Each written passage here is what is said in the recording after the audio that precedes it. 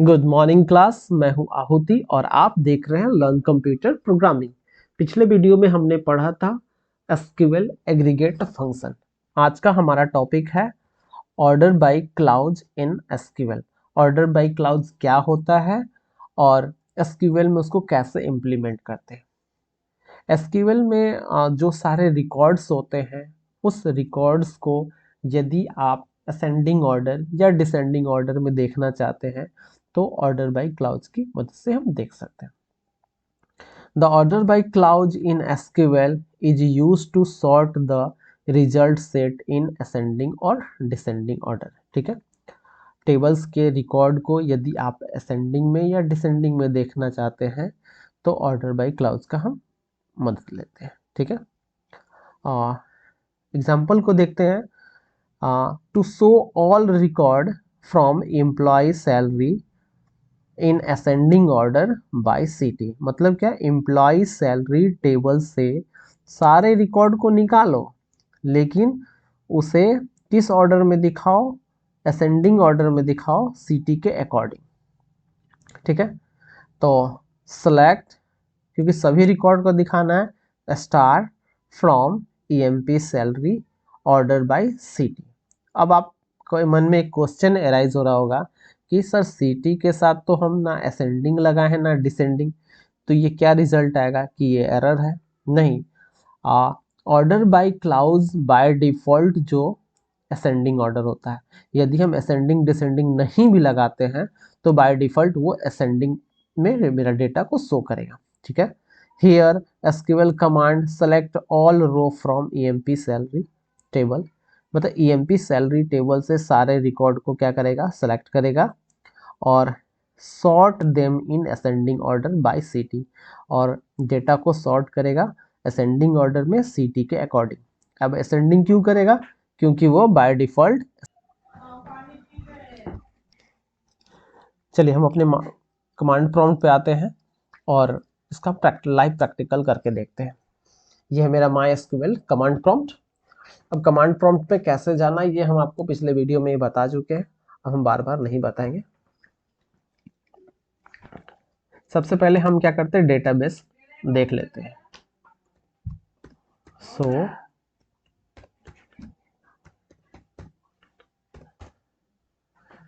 ये मेरा डेटाबेस है। अब इस डेटाबेस में से एम्प्लॉय डेटाबेस को यूज करना है। यूज, ठीक है, डेटाबेस मेरा कौन यूज हो रहा है, एम्प्लॉय। सो टेबल्स, एम्प्लॉय डेटाबेस के अंदर कितना टेबल है वो शो कर देगा। हम टेबल को देख लेते हैं, SELECT, select star from EMP SALARY। ठीक है, ठीक है, ये मेरा एम्प्लॉय सैलरी टेबल है जिसमें employee number, employee name, salary और सिटी। अब इसी टेबल पे हम क्या करते हैं, ऑर्डर बाय क्लाउज का यूज करते हैं।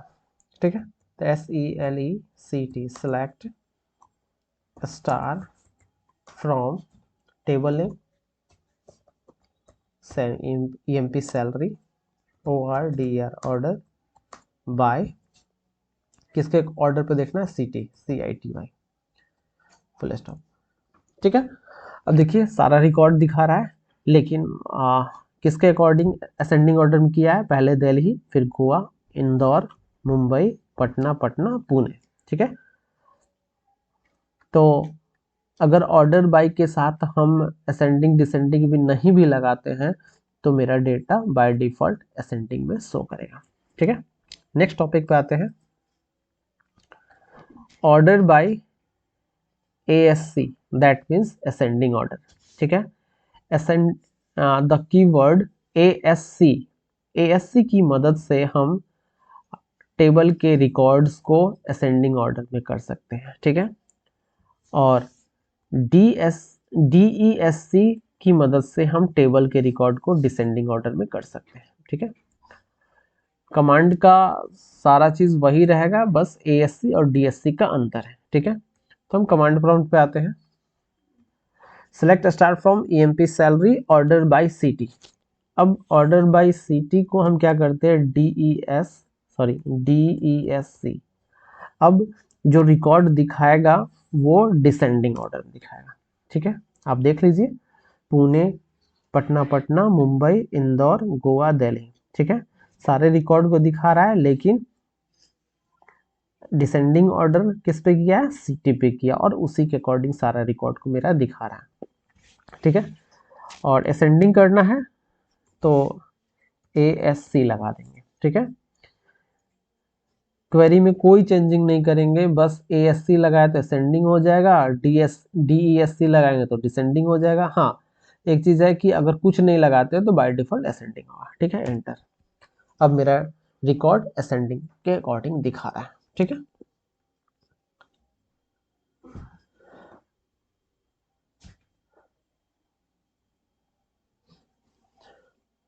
Order by with multiple column.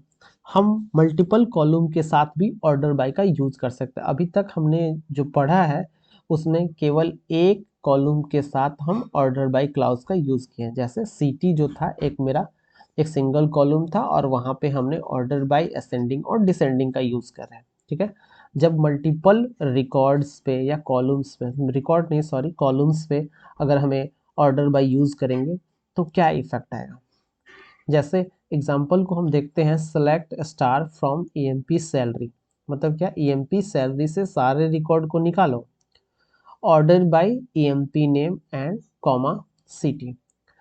इससे पहले क्या एक ही ऑर्डर बाय होता था, अब दो हो गया यहाँ पे। ठीक है, तो दो फील्ड्स के अकॉर्डिंग जब ऑर्डर बाय क्लाउज यूज होगा तो सबसे फर्स्ट जो ईएमपी नेम यहाँ देख रहा है उसके अकॉर्डिंग सॉर्ट होगा, देन आफ्टर नेक्स्ट के according. Here the SQL commands select all record and then sort them by EMP name.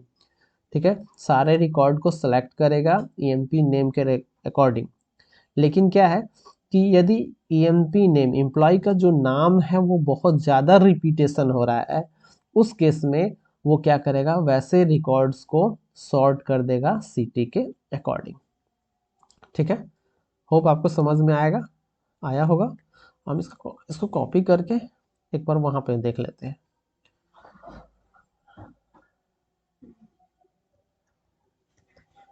System CLS की मदद से हम MySQL के कमांड रूम को क्लियर कर सकते हैं। ठीक है,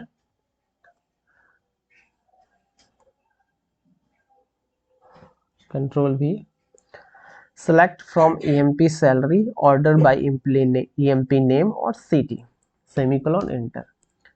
अब देखिए जो सॉर्टिंग हुआ है वो फर्स्ट जो है EMP नेम के अकॉर्डिंग ही हुआ है, क्योंकि A, उसके बाद D, उसके बाद P, उसके बाद R, उसके बाद S। ठीक है, और सिटी के अकॉर्डिंग नहीं हुआ। क्यों? क्योंकि जब रिपीटेशन ऑफ नेम ज़्यादा होता तो उस केस में जो रिपीटेड डेटा है उस रिपीटेड डेटा को सिटी के अकॉर्डिंग क्या कर देता, सॉर्टिंग कर देता। ठीक है, आपको समझ में आया होगा। नेक्स्ट हम बात करते हैं order by with where clause.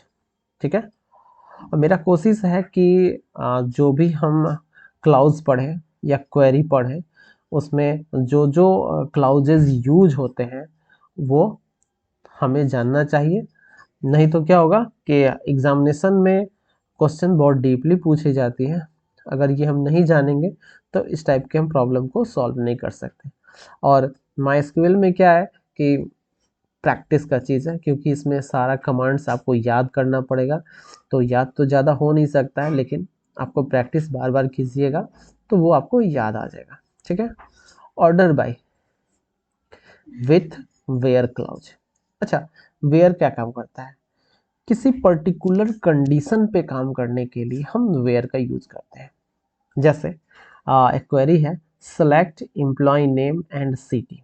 मतलब क्या, एम्प्लॉय का नाम और सिटी को दिखाओ, कहाँ से, EMP सैलरी टेबल से। ठीक है, लेकिन वैसे रिकॉर्ड को दिखाओ जिसका सिटी पटना नहीं हो। Who don't live in Patna, मतलब क्या, हमको एम्प्लॉय का नेम और सिटी देखना है लेकिन पटना वाले का नहीं देखना है। उसके बाद क्या करा है कि sort them by employee name, उसके बाद करा है कि एम्प्लॉय की नेम को सॉर्टिंग करो, किसमें, डिसेंडिंग ऑर्डर में। ठीक है, तो इसको हम कॉपी कर लेते हैं और यहाँ पे आके पेस्ट करते हैं। ठीक है, तो एक बार फिर से समझ लेते हैं। Select EMP name comma city, इसका मतलब ये है कि टेबल से, ईएमपी सैलरी टेबल से दो रिकॉर्ड दिखाएगा, एम्प्लॉय नेम और सैलरी, सॉरी सिटी। अगर हम यहाँ स्टार लगा देते तो सारा रिकॉर्ड दिखाता। ठीक है, वेयर नॉट सिटी, क्योंकि मेरा क्वेरी क्या था कि सिटी पटना नहीं हो, तो वेयर, वेयर कंडीशन के साथ नॉट लगाएं, नॉट सिटी सिंगल कोट के अंदर पटना डालें, और ऑर्डर बाय किसके अकॉर्डिंग करना था, according to question, employee name में डिसेंडिंग ऑर्डर में, वो भी सेमीकोलन एंटर। ठीक है, और एम्प्लॉय नेम के अकॉर्डिंग डिसेंडिंग ऑर्डर में डेटा शो कर रहा है, और सिटी। हाँ, एक चीज़ है कि पटना यहाँ नहीं दिख रहा है, इसका मतलब है कि मेरा कंडीशन सक्सेसफुली एग्जीक्यूट हो रहा है। ठीक है, अच्छा, when using where clause with order by, the where clause always come first. जब ऑर्डर बाय के साथ हम वेयर कंडीशन यूज करते हैं तो सबसे पहले हम वेयर कंडीशन लगाते हैं, उसके बाद हम वेयर क्लाउज का यूज करते हैं। होप आपको समझ में आया होगा। यदि इससे रिलेटेड कोई क्वेरी है तो आप मुझे कमेंट बॉक्स में कमेंट कर सकते हैं। Please support me.